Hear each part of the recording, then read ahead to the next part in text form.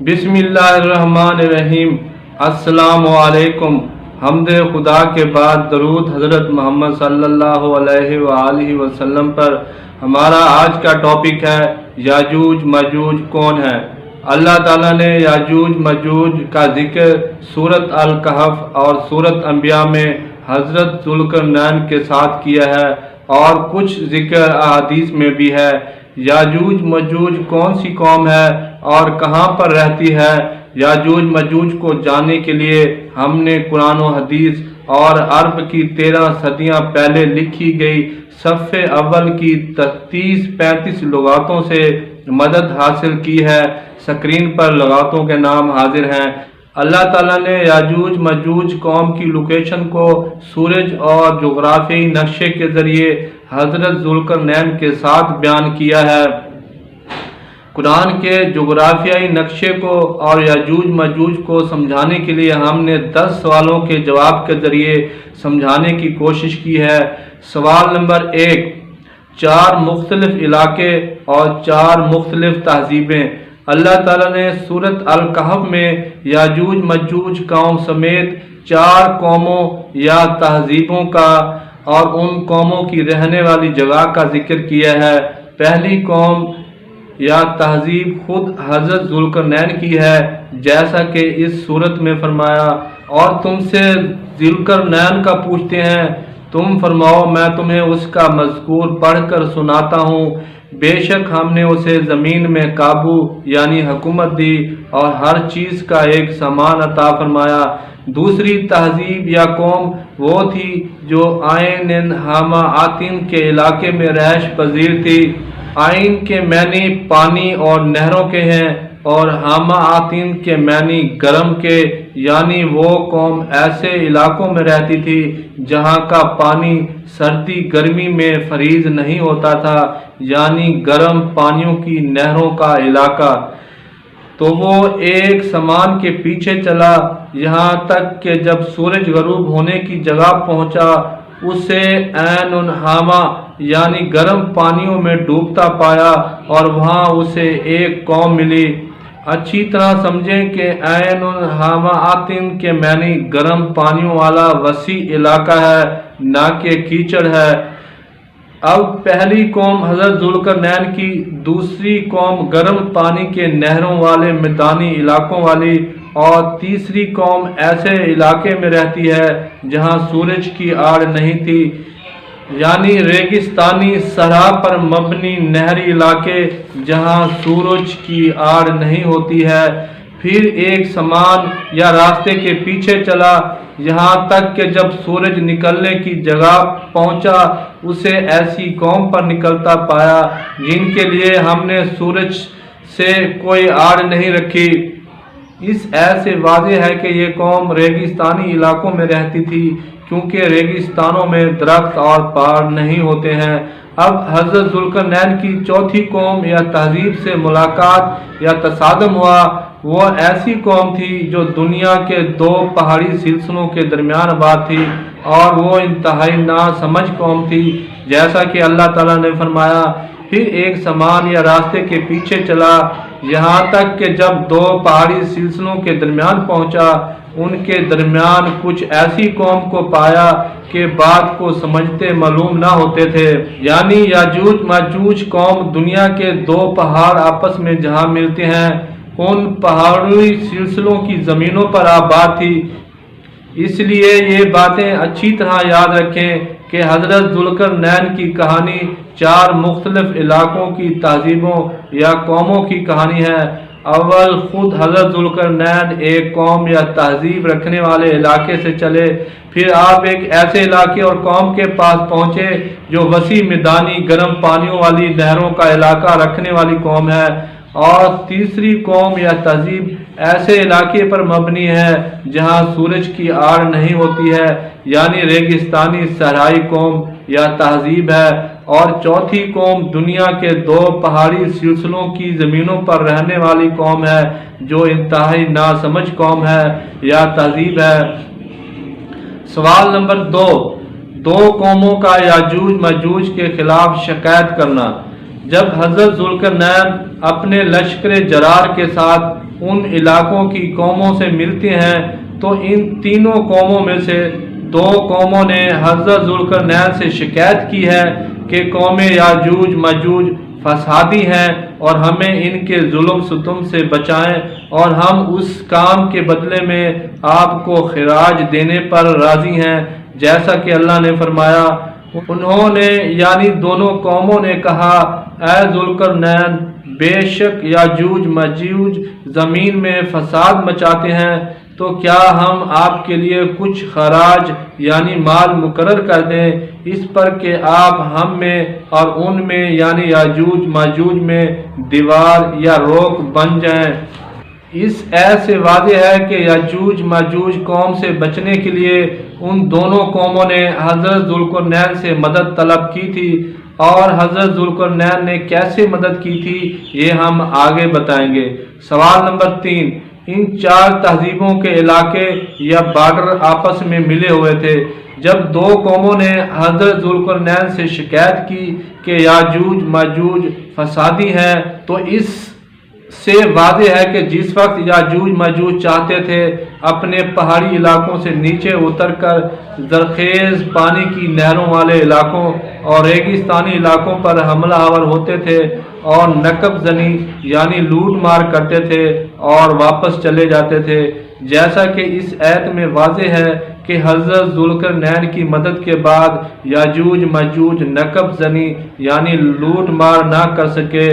تو میری مدد طاقت سے کرو، میں تم میں اور ان میں بہت بڑی فصیل بنا دوں، میرے پاس لوہے کے ٹکڑے لاؤ، حتیٰ کہ جب ان کے درمیان بلند دیواریں یا فصیلیں تکمیل پا گئی، کہا دھونکو یا پھینکو، جب اسے آگ کر لو، کہا لاؤ پانی یا گرم پانی کے اسے انڈیل دیں، تو پھر یاجوج ماجوج غالب آنے کی استطاعت نہ رکھ سکے اور نہ ہی نقب زنی یعنی لوٹ مار کی استطاعت کر سکے۔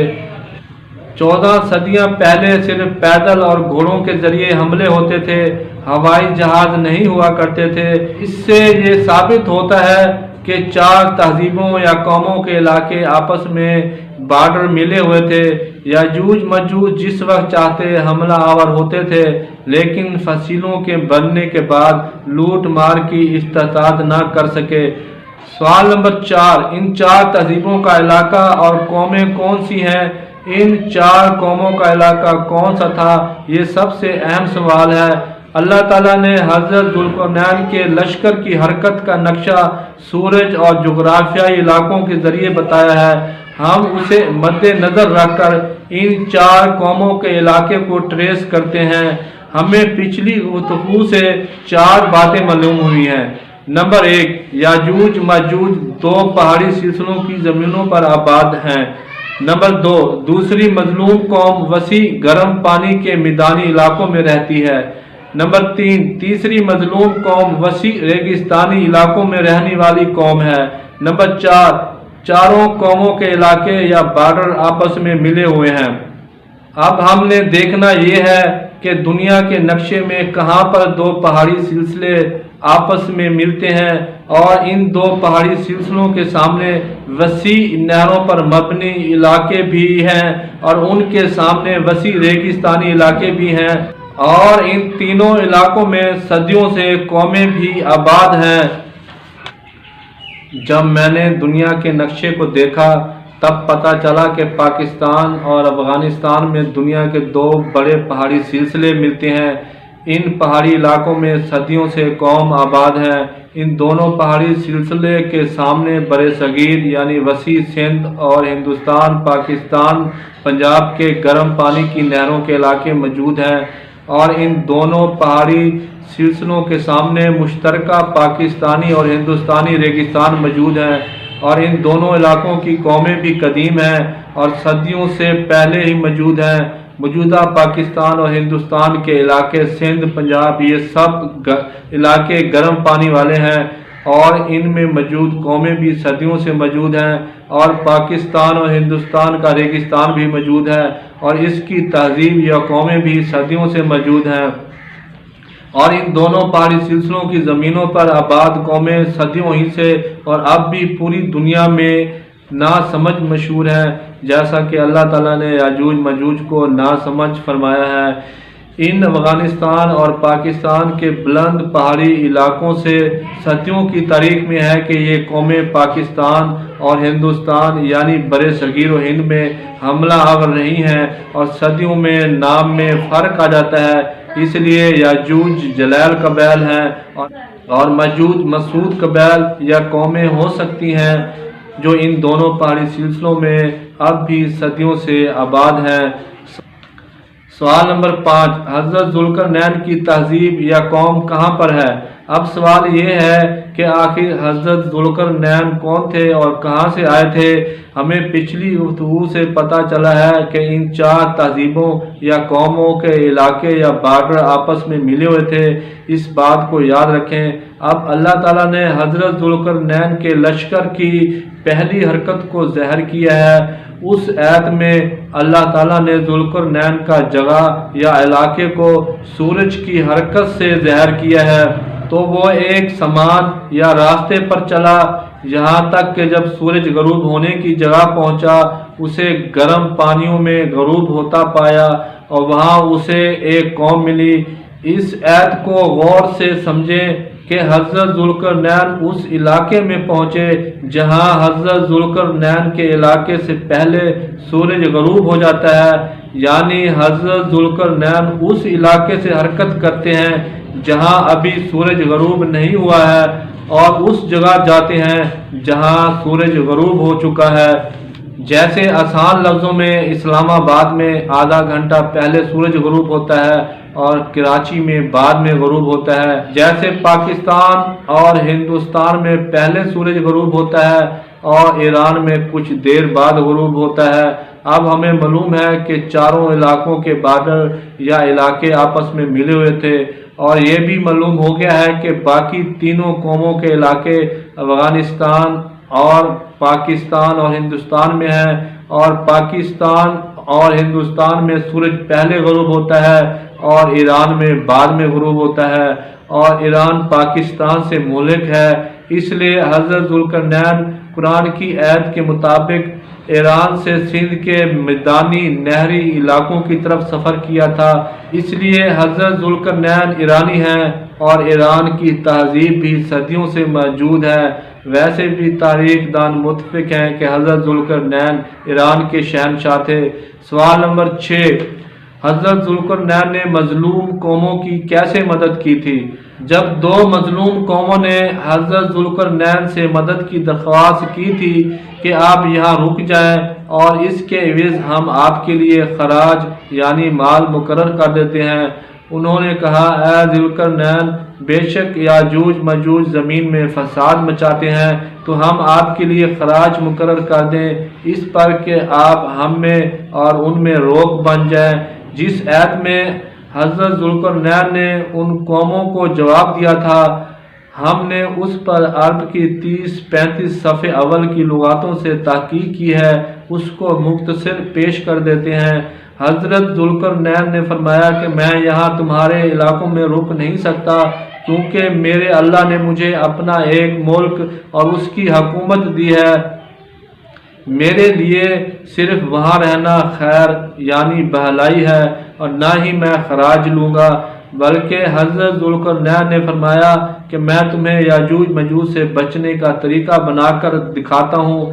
آپ نے ان قوموں کے شہر کے گرد چوڑی فصیلیں یا دیواریں بنوا کر دیں اور ان فصیلوں میں لوہے کے مضبوط گیٹ بنا کر دیے تھے، اور یہ بتایا تھا کہ فصیلوں کے اوپر سے مختلف مادوں اور پانی کو آگ سے دھونک کر حملہ آور یاجوج ماجوج قوم پر پھینکنے کے طریقے بتائے، اس طرح یاجوج ماجوج فصیلوں پر نہ چڑھ سکے اور نہ ہی لوٹ مار کر سکے۔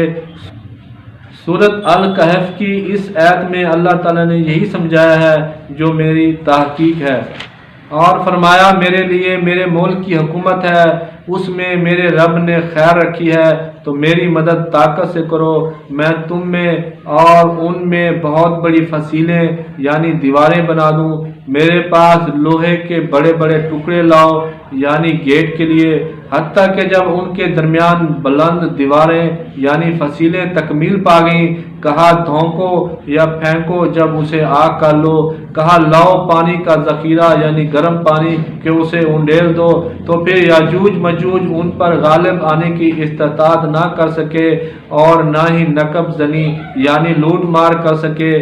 سندھ میں ایک کہاوت مشہور ہے کہ گھوڑو آیو، تو وہ یہ ہے کہ یاجوج مجوج جب گھوڑوں پر آتے تھے تو اب ہر بار آگے دیواریں یعنی شہر کے گرد فصیلیں ہوتی تھیں اور فصیلوں کے اوپر سے دھونکی ہوئی چیزیں پھینکی جاتی تھیں، اس طرح یاجوج مجوج ناکام ہو جاتے تھے۔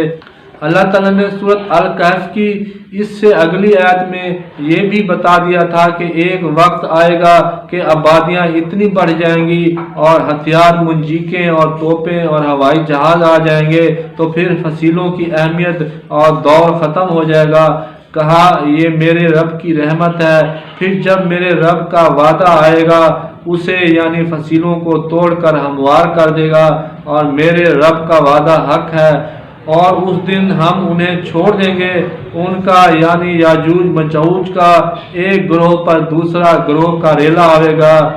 اب کئی صدیاں ہوئیں جب آبادیاں بڑھ گئیں اور منجیقیں اور توپیں آئی تھیں تو فصیلوں کی اہمیت ختم ہو گئی ہے۔ سوال نمبر 7، یاجوج مجوج کب کھولے جائیں گے یا فتح یاب ہوں گے؟ قرآن میں اللہ تعالیٰ نے اور حضرت محمد صلی اللہ علیہ وآلہ وسلم نے حدیثوں میں لفظ ردم کو شہر کے گرد حفاظت کے لیے بنائی گئی فصیلوں کی دیواروں کے لیے استعمال کیا ہے۔ آپ صلی اللہ علیہ وسلم کے زمانے میں بھی یاجوج مجوج تھے، اور آپ صلی اللہ علیہ وسلم نے فرمایا آج اللہ نے یاجوج مجوج کو ردم یعنی فصیلوں پر کامیابی یعنی فتح دی ہے۔ آپ صلی اللہ علیہ وسلم نے انگلیوں سے 90 کا عدد بنا کر دکھایا۔ 90 کا عدد سے مراد انتہائی معمولی کامیاب ہونا مراد ہے۔ اللہ تعالیٰ نے فرمایا ہے کہ ایک دن یاجوج مجوج کھولے جائیں گے یا فتح یاب یعنی کامیاب ہوں گے، اور اس دن ہم انہیں چھوڑ دیں گے کہ ان کا ایک گروہ پر دوسرا گروہ کا ریلا آئے گا۔ اب سوال یہ ہے آخر یاجوج مجوج کب چھوڑے جائیں گے یا فتح یاب ہوں گے؟ تو اللہ کے رسول صلی اللہ علیہ وسلم نے فرمایا کہ جب یاجوج مجوج انشاءاللہ بولیں گے، یعنی انشاءاللہ کا مطلب ہے کہ یاجوج مجوج مسلمان ہو جائیں گے۔ ظاہر ہے دنیا میں صرف مسلمان ہی انشاءاللہ کہتے ہیں، چاہے مومن ہو یا غیر مومن ہو۔ انشاءاللہ والی حدیث ترمذی اور ابن ماجہ میں آئی ہے۔ اب آپ خود اندازہ کریں کہ کب سے افغانستان کے 2 پہاڑی سلسلوں پر رہنے والے قومیں مسلمان ہو چکے ہیں۔ آپ صلی اللہ علیہ وسلم نے مسند احمد میں یہ بھی فرمایا ہے کہ یاجوج ماجوج کے خروج کے بعد بھی حج اور عمرہ جاری رہے گا۔ کئی صدیاں ہو چکی ہیں افغانستان اور پاکستان کے یہ دونوں پہاڑی سلسلوں پر رہنے والی قومیں مسلمان ہیں اور حج اور عمرہ بھی کرتی ہیں۔ یاجوج ماجوج کے متعلق یہ کہا جاتا ہے کہ کوئی مخصوص دیوار کو ہر روز کھودتے ہیں، یہ ایک حدیث کا غلط ترجمہ ہے، بلکہ ہم نے بتا دیا ہے کہ دیواروں سے مراد شہر کے گرد حفاظتی فصیلوں کی دیواریں مراد ہیں۔ سوال نمبر 8، آخر کیوں یاجوج مجوج فتح یاب ہوں گے؟ قرآن و حدیث کے مطابق یاجوج مجوج وہ بستی والی قوم ہے جو ناسمجھ اور مجرم قوم ہے۔ اللہ تعالیٰ نے ہر مجرم قوم کی بستی کو تباہ کر دیتا ہے تو وہ بستی کبھی بھی لوٹ کر کامیاب نہیں ہوتی، لیکن سوائے یاجوج ماجوج کی وحید بستی ہے جو دوبارہ لوٹ آئے گی، جیسا کہ اللہ نے سورۃ انبیاء میں فرمایا، اور حرام ہے اس بستی پر جسے ہم نے ہلاک کر دیا کہ پھر لوٹ کر آئیں، سوائے کہ جب فتح یاب ہوں گے یا چھوڑ دیے جائیں گے یاجوج ماجوج، اور وہ سب کے سب بلند پہاڑی اور نسل ہیں۔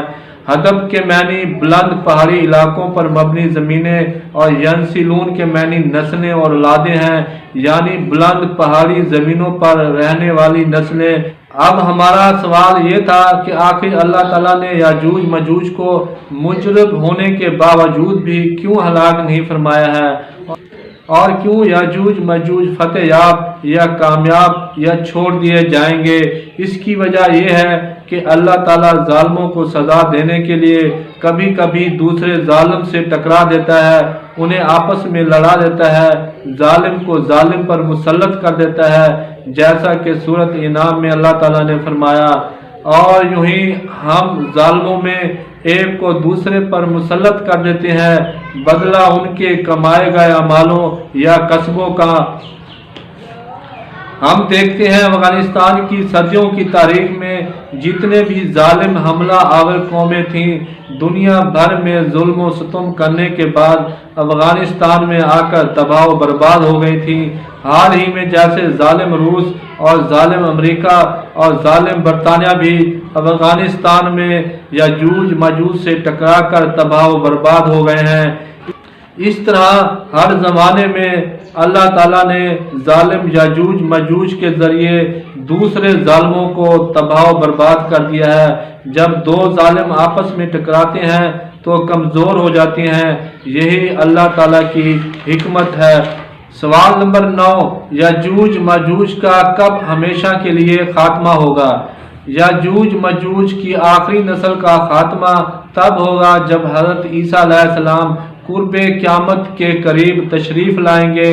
مسلم اور ترمذی کی شریف میں ہے کہ حضرت عیسیٰ علیہ السلام اور ان کے ساتھی محشور ہوں گے، اور اللہ کے نبی حضرت عیسیٰ علیہ السلام اور ان کے ساتھی گڑ گڑا کر دعائیں کریں گے، تو اللہ تعالیٰ یاجوج ماجوج کی گردنوں میں کیڑوں کا عذاب نازل کر دے گا، اور وہ ایک انسان کے مرنے کی طرح یک بارگی اس کا شکار ہو جائیں گے۔ مسلم کی حدیث نمبر 73 میں یہ سب موجود ہے۔ سوال نمبر 10، احادیث کے مطابق یاجوج ماجوج کون ہیں اور کہاں پر ہیں؟ ہم نے قرآن کے مطابق بتایا تھا کہ یاجوج ماجوج دنیا کے 2 بڑے پہاڑی سلسلے جہاں ملتے ہیں، ان پہاڑی سلسلوں کی زمینوں پر آباد ہیں، اور وہ پہاڑی سلسلے افغانستان اور کچھ پاکستان کے پہاڑی علاقے ہیں۔ اب ہم حدیث سے یاجوج ماجوج کی جگہ اور قوم کو سمجھتے ہیں۔ مسلم کی حدیث کے مطابق جب دجال آئے گا تو حضرت عیسیٰ علیہ السلام بھی آئیں گے، اور دجال کی طرف سے لڑنے والے لوگ یاجوج ماجوج ہوں گے۔ یہ یاجوج ماجوج دجال کے ساتھی حضرت عیسیٰ علیہ السلام اور ان کے ساتھیوں کو معصور بھی کر دیں گے۔ مسلم شریف کی حدیث 73 میں یہ سب واضح ہے۔ اب ہم نے حدیث سے دیکھنا ہے کہ دجال کے ساتھی کون قوم ہوں گے اور کہاں سے آئیں گے۔ ساتھی نمبر 1، مسلم شریف میں آپ صلی اللہ علیہ وسلم نے فرمایا، اصبہان کے یہودیوں میں سے 70,000 یہودی دجال کی پیروی کریں گے، اور اصبہان ایران کا علاقہ ہے۔ ساتھی نمبر 2، آپ صلی اللہ علیہ وسلم نے فرمایا، آخری زمانے میں ایسے لوگ ظاہر ہوں گے جو قرآن پڑھیں گے، لیکن قرآن ان کے حلق سے نیچے نہیں اترے گا، اور وہ اسلام سے اس طرح نکل جائیں گے جس طرح تیر اپنے شکار سے نکل جاتا ہے، اور ان کی خصوصی علامت سر منڈوانا ہے، اور وہ لوگ ہمیشہ بار بار نکلتے رہیں گے، حتیٰ کہ ان میں سے آخری گروہ مسیح دجال کے ساتھ نکلے گا۔ جب تم ان سے ملو تو انہیں بے دریغ قتل کر دو۔ اس حدیث سے ہمیں پتہ چلتا ہے کہ دجال کے ساتھی سر منڈوانے والے اور قرآن کو ناسمجھی سے پڑھنے والے دجالی ہوں گے، کیونکہ یاجوج ماجوج دجال کا گروہ ہے۔ اسی گروہ سے متعلق آپ صلی اللہ علیہ وسلم نے ابن ماجہ میں فرمایا کہ دجال مشرق کے ایک ملک سے ظاہر ہوگا جس کو خراسان کہتے ہیں، اور اس کے ساتھ ایسے لوگ ہوں گے جن کے چہرے تہ بتہ ڈھال ہوں گے۔ یاد رکھیں، دجال کے ساتھی سر منڈوانے والے اور قرآن نہ سمجھنے والے یاجوج ماجوج نہ سمجھ بھی خراسان سے تعلق رکھتے ہیں، اور اس زمانے میں خراسان افغانستان کے علاقے اور پاکستان کے قبالی علاقے، ایران کے کچھ علاقے، جو یہ سب علاقے آپس میں ملے ہوئے تھے، ان سب علاقوں کو خراسان کہتے تھے۔ یہ وہ علاقے ہیں جو قرآن کے مطابق دنیا کے 2 پہاڑی سلسلوں پر مبنی علاقے ہیں، اور ان علاقوں میں یاجوج ماجوج صدیوں سے اور اب بھی موجود ہیں۔ امید ہے آپ کو ہماری ریسرچ سمجھ آ گئی ہوگی۔ برائے مہربانی ہمارے تشکیل جدید ٹی وی کو سبسکرائب کریں، ویڈیو کو لائک کریں، شیئر کریں۔ تمام تعریفیں اللہ تعالیٰ کے لیے ہیں۔ شکریہ، خدا حافظ۔